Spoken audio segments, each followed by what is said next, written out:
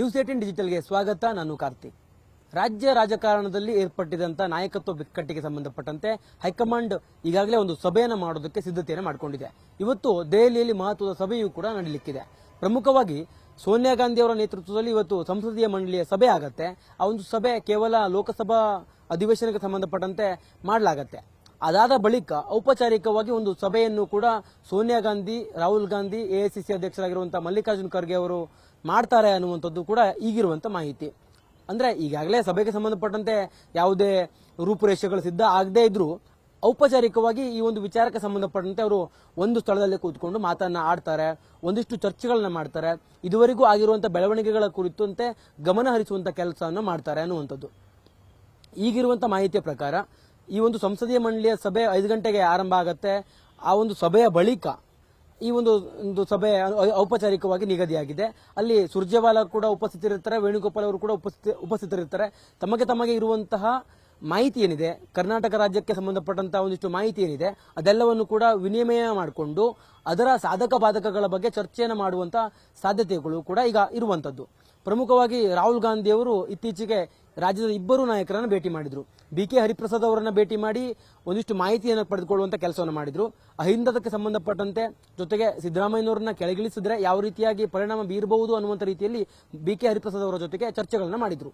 ಅದರ ಜೊತೆಗೆ ಪ್ರಿಯಾಂಕ್ ಖರ್ಗೆ ಅವರೊಂದಿಗೂ ಕೂಡ ಅವರು ಕೆಲಕಾಲ ಮಾತುಕತೆಯನ್ನ ಮಾಡಿದ್ರು. ರಾಜ್ಯದಲ್ಲಿರ್ತಕ್ಕಂಥ ಒಂದು ವಿದ್ಯಮಾನಗಳೇನಿದೆ, ರಾಜಕೀಯ ವಿದ್ಯಮಾನಗಳು, ಅದೆಲ್ಲವನ್ನು ಕೂಡ ಮಾಹಿತಿ ಪಡೆದುಕೊಳ್ಳುವಂತ ಕೆಲಸವನ್ನು ಮಾಡಿದ್ರು. ಅದರ ಜೊತೆಗೆ ಎಐಸಿಸಿ ಅಧ್ಯಕ್ಷರಾಗಿರುವಂತಹ ಮಲ್ಲಿಕಾರ್ಜುನ್ ಖರ್ಗೆ ಅವರನ್ನು ಕೂಡ ನವೆಂಬರ್ 29ರಂದು ಅಂದ್ರೆ ನಿನ್ನೆ ಭೇಟಿ ಮಾಡಿ ಒಂದಿಷ್ಟು ಕಾಲ ವಿಚಾರ ವಿನಿಮಯ ಮಾಡಿಕೊಳ್ಳುವಂತ ಕೆಲಸವನ್ನು ಕೂಡ ಮಾಡಿದ್ರು. ಖರ್ಗೆ ಅವರು ಕೂಡ ಬೆಂಗಳೂರಿಗೆ ಬಂದು ಇಲ್ಲಿ ಒಂದಿಷ್ಟು ಮಾಹಿತಿಯನ್ನು ಸಂಗ್ರಹಿಸುವ ಕೆಲಸವನ್ನು ಮಾಡಿದ್ರು. ಬೇರೆ ಬೇರೆ ನಾಯಕರಿಂದ, ಬೇರೆ ಬೇರೆ ಸಚಿವರಿಂದ ಅಭಿಪ್ರಾಯಗಳನ್ನು ಕೂಡ ಸಂಗ್ರಹಿಸಿದ್ರು. ಜೊತೆಗೆ ಮಲ್ಲಿಕಾರ್ಜುನ್ ಖರ್ಗೆ ಅವರು ಕರ್ನಾಟಕದವರೇ ಆಗಿರುವಂತಹ ಕಾರಣಕ್ಕಾಗಿ ಇಲ್ಲಿನ ಜನರ ನಾಡಿಮಿಡಿತವೂ ಕೂಡ ಅವ್ರಿಗೆ ಗೊತ್ತಿದೆ. ಈ ರೀತಿಯ ಏಕಾಏಕಿ ನಾಯಕತ್ವವನ್ನು ಬದಲಾವಣೆ ಮಾಡಿದಂತ ಸಂದರ್ಭದಲ್ಲಿ ಎದುರಾಗಬಹುದಾದಂತ ಪರಿಣಾಮಗಳ ಬಗ್ಗೆ ಅವ್ರಿಗೆ 1% ಹೆಚ್ಚೇ ಅವ್ರಿಗೆ ಗೊತ್ತಿರುವಂತ ಕಾರಣಕ್ಕಾಗಿ ಅವರಿಂದಲೂ ಕೂಡ ಸಾಕಷ್ಟು ಮಾಹಿತಿಯನ್ನು ಪಡೆದುಕೊಳ್ಳುವಂತ ಕೆಲಸವನ್ನು ಮಾಡಿದ್ರು.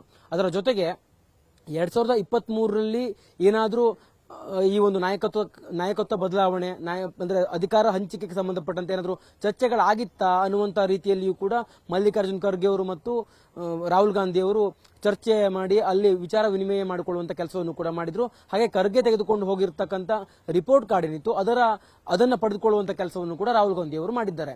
ಇದೆಲ್ಲದರ ಒಂದು ಖಮಾಹಿತಿಯನ್ನು ಆಧರಿಸಿ ಇವತ್ತು ಸಂಸದೀಯ ಮಂಡಳಿಯ ಸಭೆಯ ನಂತರದಲ್ಲಿ ರಾಹುಲ್ ಗಾಂಧಿ, ಸುರ್ಜೇವಾಲ್, ಹಾಗೆ ಸೋನಿಯಾ ಗಾಂಧಿ, ಎಐಸಿಸಿ ಅಧ್ಯಕ್ಷರಾಗಿರುವಂತಹ ಮಲ್ಲಿಕಾರ್ಜುನ್ ಖರ್ಗೆ ಅವರು ಹಾಗೂ ವೇಣುಗೋಪಾಲ್ ಅವರು ಒಂದು ಸ್ಥಳದಲ್ಲಿ ಕುಳಿತುಕೊಂಡು ಈ ಒಂದು ರಾಜ್ಯ ರಾಜಕಾರಣದಲ್ಲಿ ಏರ್ಪಟ್ಟಿರ್ತಕ್ಕಂಥ ಬಿಕ್ಕಟ್ಟಿಗೆ ಸಂಬಂಧಪಟ್ಟಂತೆ ಮಾತುಕತೆಯನ್ನು ಮಾಡ್ತಾರೆ. ಈಗಾಗಲೇ ಹೈಕಮಾಂಡ್ ಸೂಚನೆಯಂತೆ ಸಿಎಂ ಮತ್ತು ಡಿಸಿಎಂ ಇಬ್ಬರು ಒಂದು ಸ್ಥಳದಲ್ಲಿ ಕೂತು ಚರ್ಚೆಯನ್ನ ಮಾಡಿದ್ರು.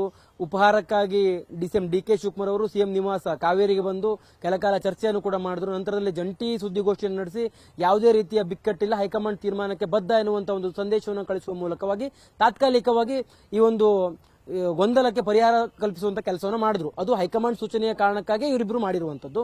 ಅದರ ಮುಂದುವರೆದ ಭಾಗವಾಗಿ ಇವತ್ತಿನವರೆಗಿನ ರಾಜ್ಯ ರಾಜಕಾರಣದ ಬೆಳವಣಿಗೆಗೆ ಸಂಬಂಧಪಟ್ಟಂತೆ ಇವತ್ತು ಚರ್ಚೆಯನ್ನ ಮಾಡ್ತಾರೆ. ಅದಾದ ನಂತರದಲ್ಲಿ ಈ ಒಂದು ಅಧಿವೇಶನ ಡಿಸೆಂಬರ್ 19ಕ್ಕೆ ಮುಗಿಯುತ್ತೆ, ಸಂಸತ್ ಅಧಿವೇಶನ. ಅದಾದ ನಂತರದಲ್ಲಿ ಇನ್ನೊಮ್ಮೆ ಚರ್ಚೆಯನ್ನ ಮಾಡಿ ಒಂದು ನಿರ್ಣಯವನ್ನು ತೆಗೆದುಕೊಳ್ಳುವಂತ ಎಲ್ಲಾ ರೀತಿಯ ಸಾಧ್ಯತೆಯೂ ಕೂಡ ಇರುವಂತದ್ದು. ಅದೇ ಕಾರಣಕ್ಕಾಗಿ ಈಗ ತಕ್ಷಣಕ್ಕೆ ಏನೆಲ್ಲ ಮಾಡಬಹುದು, ಜೊತೆಗೆ ಯಾರ್ಯಾರು ಹೈಕಮಾಂಡ್ ಅಥವಾ ಪಕ್ಷದ ನಿರ್ಧಾರದ ವಿರುದ್ಧ ನಿಂತಿದ್ದಾರೆ ಅದೆಲ್ಲದರ ಮಾಹಿತಿಯನ್ನ ಸೋನಿಯಾ ಗಾಂಧಿ ಆದಿಯಾಗಿ ರಾಹುಲ್ ಗಾಂಧಿ ಅವರು ಪಡೆದುಕೊಳ್ಳುವಂತ ಕೆಲಸವನ್ನು ಮಾಡ್ತಾರೆ. ಜೊತೆಗೆ ಈ ಎಲ್ಲ ನಾಯಕರೇನಿದ್ದಾರೆ, ಸೋನಿಯಾ ಗಾಂಧಿ, ರಾಹುಲ್ ಗಾಂಧಿ, ವೇಣುಗೋಪಾಲ್, ಸುರ್ಜೇವಾಲಾ, ಎಐಸಿಸಿ ಅಧ್ಯಕ್ಷರಾಗಿರುವಂತಹ ಮಲ್ಲಿಕಾರ್ಜುನ್ ಖರ್ಗೆ, ಇವರೆಲ್ಲರೂ ಈ ಒಂದು ಕರ್ನಾಟಕ ರಾಜ್ಯಕ್ಕೆ ಸಂಬಂಧಪಟ್ಟಂತೆ ಒಂದು ತೀರ್ಮಾನವನ್ನು ಹೇಗೆ ತೆಗೆದುಕೊಳ್ಳಬೇಕು ಅನ್ನುವ ನಿಟ್ಟಿನಲ್ಲಿ ಮುಂದೆ ಯಾವ ರೀತಿಯಾಗಿ ನಾವು ನಡೆದುಕೊಳ್ಬೇಕು, ಹೈಕಮಾಂಡ್ ಯಾವ ರೀತಿಯ ಸೂಚನೆಯನ್ನ ಅಲ್ಲಿರುವಂತಹ ನಾಯಕರಿಗೆ ಕೊಡಬೇಕು ಅನ್ನುವಂತ ನಿಟ್ಟಿನಲ್ಲಿ ಇವತ್ತು ಚರ್ಚೆಯನ್ನ ಮಾಡ್ತಾರೆ. ಅದು ಔಪಚಾರಿಕ ಚರ್ಚೆ. ಅದಾದ ನಂತರದಲ್ಲಿ ಅಂದ್ರೆ ಸಂಸತ್ ಅಧಿವೇಶನ ಮುಗಿದ ಬಳಿಕ ಇನ್ನೊಂದು ಹಂತದಲ್ಲಿ ಚರ್ಚೆಯನ್ನ ಮಾಡಿ ಒಂದು ಅಂತಿಮ ನಿರ್ಧಾರವನ್ನು ತೆಗೆದುಕೊಳ್ಳುವಂತ ಸಾಧ್ಯತೆ ಇದೆ. ಇವತ್ತಿನ ಚರ್ಚೆ ಸೋನಿಯಾ ಗಾಂಧಿ ನಿವಾಸದಲ್ಲಿಯೇ ಆಗತ್ತೆ ಅನ್ನುವಂಥದ್ದಿದೆ. ಆ ಒಂದು ಸಭೆಯಲ್ಲಿ ಸಾಕಷ್ಟು ಬೆಳವಣಿಗೆಗಳು ಸಂಬಂಧಪಟ್ಟಂತೆ ಅಥವಾ ರಾಜ್ಯ ರಾಜಕಾರಣಕ್ಕೆ ಸಂಬಂಧಪಟ್ಟಂತೆ ಒಂದಿಷ್ಟು ಸೂಚನೆಯನ್ನು ಹೈಕಮಾಂಡ್ ಕಳುಹಿಸುವ ಸಾಧ್ಯತೆಯೂ ಕೂಡ ಇವತ್ತಿನ ಸಭೆಯ ನಂತರದಲ್ಲಿ ಆಗುವಂತ ಎಲ್ಲ ಲಕ್ಷಣಗಳು ಕೂಡ ಈಗ ಇರುವಂತದ್ದು. ಕ್ಯಾಮರಾ ಪರ್ಸನ್ ವಿಶ್ವನಾಥ್ ಹಾವೇರಿ ಜೊತೆ ಕಾರ್ತಿಕ್, ನ್ಯೂಸ್ 18 ಕನ್ನಡ, ಬೆಂಗಳೂರು. ನಿರ್ಭೀತ, ನಿಷ್ಪಕ್ಷಪಾತ, ವಿಶ್ವಾಸಾರ್ಹ ಸುದ್ದಿಗಳಿಗೆ ಮತ್ತೊಂದು ಹೆಸರಾಗಿರುವ ನ್ಯೂಸ್ 18 ಕನ್ನಡ ಈಗ ಆಪ್ನಲ್ಲೂ ಲಭ್ಯವಿದೆ. ದಯವಿಟ್ಟು ಇಲ್ಲಿರುವ QR ಕೋಡ್ ಸ್ಕ್ಯಾನ್ ಮಾಡಿಕೊಂಡು ಆಪ್ ಡೌನ್ಲೋಡ್ ಮಾಡೋದಕ್ಕೆ ಮರಿಬೇಡಿ. ನಿಮ್ಮ ಬೆಂಬಲ ಹೀಗೆ ಸದಾ ನಮ್ಮೊಂದಿಗಿರಲಿ. ಧನ್ಯವಾದ.